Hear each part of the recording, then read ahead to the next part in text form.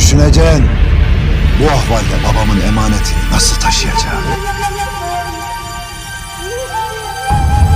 Gayrı isyan istemem. Ayağını denk alasın. Evladıma da sevk ettin. O hürriyet zehridir emmi. Adam olanın kanına bir kez girdin mi bir daha çıkmaz. İnadın yüzünden obayı yakıp yıkacaklar. Hala konuşursun. Yeter gayrı. Yeter. Ha oba yıkılmış. Ha sulh diye balgayın tasını boynuna takmışsın. O kutlu postan kalk da hak eden otursun. Kim oturacaktır? Ha? Kim? سليمان ساوlı Ertuğrul. الفيديو منتشرا حصريا على قناة العثمانيون.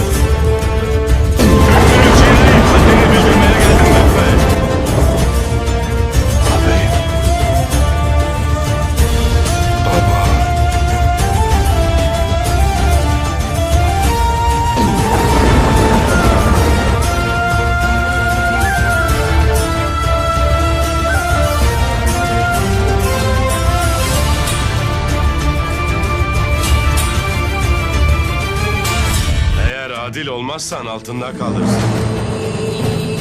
Derdim baladır. Ağabeyim. Turmadayız. Para vakti Hünkâr Bey. Kes hükmünü. Yine biz de bilelim. Biz kayıyız. Düşmana yoldaş vermek yol oldu. Biz bu dağlara bekleriz. Onlar da bize Allahu Ekber.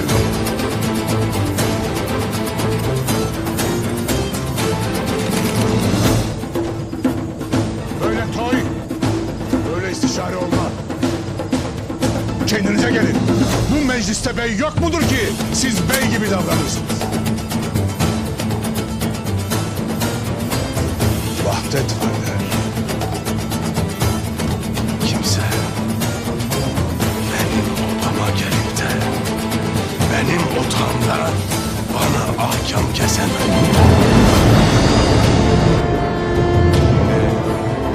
Hadisenin içinde olanlar da şahitlik edenler de dinlenecek. Kim haklı? Kim suçlu aşikar olacak?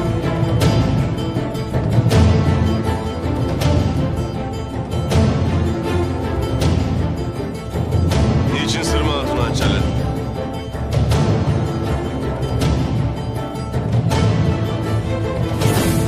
Ben sana üstüne basa basa tembih etmeme rağmen orayı nasıl terk edersin? Birlikte götürüp affedilir. Kansız!